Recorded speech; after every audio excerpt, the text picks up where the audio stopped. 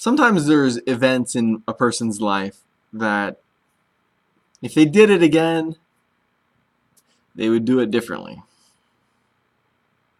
But having had the experience and knowing that that very experience will never come across their plate again, it gives them some footing or some reference for future events, even though they'll be different. One of those things for me was a time I was hitchhiking, and I was in Berkeley, just walking around with my backpack. And just walking around, and I walked by this, you know what a split level house is? It's where the garage is below the living room. So if you're standing at the garage, it's like the second floor is the living room. So it was a house for sale, but no one was there. And that window above the garage, that living room window, had been broken. Had a big old crack missing. And behind that was a board, like a piece of plywood that had fallen back a little bit. So it had a gap. And sitting in that gap was a sparrow, a living sparrow, spread wings like this. It had somehow worked its way down where it was like spread eagle, like this, looking at me. And the house was vacant, and the window was broken already. And I'm standing there, literally staring this thing in the eye and going, oh boy, what am I going to do? I mean, a big part of me wanted just to find a rock and break the window.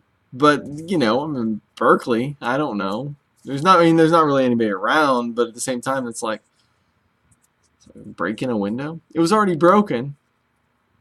And, in retrospect, I should have smashed it. I should have just found the biggest brick I could and tried my best not to hit that bird and just set it free. There's no guarantee that would have worked, but at least I wouldn't be living with this memory. It's a haunting thing, Sometimes events that only last a short while can just echo through the rest of a person's life. And that's an event that for me does that. While I can't specifically recall a time where that memory has fueled different behavior in me, I know that it has because I remember referencing that memory from time to time and realizing that some moments of opportunity are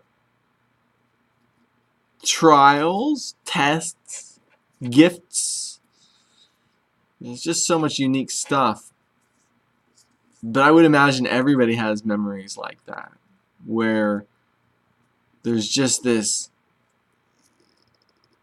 it's almost as though the entire universe is pivoting on a person at that moment. In the end, I left the bird. I left the bird to die. It makes me sad to think about. And I'm certainly not proud of the fact that I did that. It was really out of my own insecurity. If I did it again, probably what I would do is find a witness who wasn't too square and just say, hey, look here at my circumstances. I'm going to smash that there window in case a cop drove by. I mean, knowing what I now know, no DA's office is ever going to get a jury trial or something like that. They've got way more important things to spend their money on. And jury trials are expensive. Literally, if you get in trouble and it's something minor, I'm not a legal counsel here, but I'm telling you, unless it's a really small town with nothing to do, if you just say, okay, I want a jury trial, not guilty, want a jury trial, it'll never get there. Judges get really mad at prosecutors who bring stuff to them that's trivial, like a joint or something like that. If you're in, I don't know what's, maybe Oklahoma, but if you're in Miami or something like that, and you got caught with a joint, it would never go to a jury trial. I bet you $1. I'm sorry if it did and you lost. But the thing is they have better things to do. So, and the fact is, the sense of self I would have gotten from having freed that bird would have lived with me forever. I would have felt proud about that. Like, yeah, I smashed that window and went to jail in Berkeley. You know, that would have been awesome. I would be proud of that. It'd be like, a badge of honor. And instead, I'm just that. I have a memory of myself being, weak somehow. It makes me sad to remember that, in fact. There was another time in South America where I was sitting playing my whistle. I had a tin whistle that this guy and this girl were arguing about Corel Draw versus Adobe. They had a project and they were lovers that were kind of they weren't connecting exactly. You know how guys can lose interest sometimes. But so I didn't care about any of that. So I went and I was sitting on this hammock and I was just playing my whistle and I'm looking at this bird on the ground, a baby bird. And then a bigger bird, another bird flies in and starts looking aggressive. I'm like, oh, how cute. The mama bird thinks I'm a threat to the baby bird. And the baby bird's looking at me. I'm looking at the two birds. The baby bird's as big as the other bird. I'm like, is that a baby owl? And the bird pecked it. It gave it a good hard peck. I'm like, oh, it's a baby owl. And this other bird was gonna try and kill it. It was a parent bird. I don't know if the baby owl flew into the nest, if it just fell through, what it was. But then another bird came, and the baby owl just kind of barely could fly. Just kind of flew to a little cliff there. I'm like, oh my gosh. I'm sitting there, and the two birds converge on the owl and just start pecking it. I'm like, ah! Woo! And the bird falls. I mean, it wasn't like a cliff. It was like rocks. So it just kind of tumbled off of that face into some bushes. I'm like, ah! And I go up there, and like the other two birds leave. And I'm like, but the owl is like staring at me. And it's not having a good day. It's just staring at me. And I'm like, So I call a girl over, and she picks it up. I'm like, that's an owl? I mean, like, you get bit by an owl. I don't care if it's a baby. You get bit by an owl. That's not, that's not a rubber band snap. She's like, oh, it'll be okay. So she's holding this baby owl, and it's just like, it's just not happy. And she's like, oh, cool.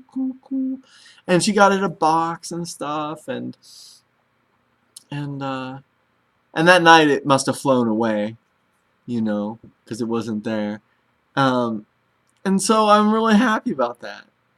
I have this, I call it a spirit animal, a spirit owl, I mean, And who knows if that owl had baby owls and stuff. I feel like there's this legacy of life potentially that I helped make happen. The other birds, they weren't happy about that owl being there. I'll tell you that much. They wanted it dead. But this place was great. It was called Casa Aini. It means casa is house, and Aini I think that's a native word that means work. Casa Aini, house of effort, house of work. And there was just hippies hanging out, serving ayahuasca to people. I didn't partake of the ayahuasca there, but we had Wachuma, which is the San Pedro cactus, and it was pretty good times. Met a lot of really fine people there. Fine as in high quality, and fine as in good looking. Although my initial use of the word fine was for the quality of the people. Man, I tell you what, if you get down to Cuzco, there's some good stuff down there. There really is. And there's some stuff you kind of have to hunt for.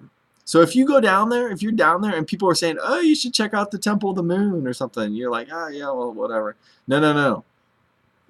You listen to what people say, because there's stuff that is a little off the beaten track that if you see it, it's like, oh gosh. Yeah. It was so funny. I was down Pumacuco, the trail that went up to Sacsayhuaman. Sacsayhuaman is this big area. But I was just getting there. I was hiking around, and like all these people were saying, "Sexy woman, sexy woman." I'm like, "What's a fucking bunch of prostitutes around here?" I was offended. I'm like, "What are you talking? Why is everybody offering me sexy women?" They weren't. Sacsayhuaman is a place, and it was funny. It was funny in retrospect. But man, I'll tell you what, you know, there's so many eucalyptus trees there, and that was conquistador stuff. They've taken over a lot of the forests in South America there, the eucalyptus trees. Oh man, I feel lucky to have lived a blessed life. I've met some really beautiful people, good people.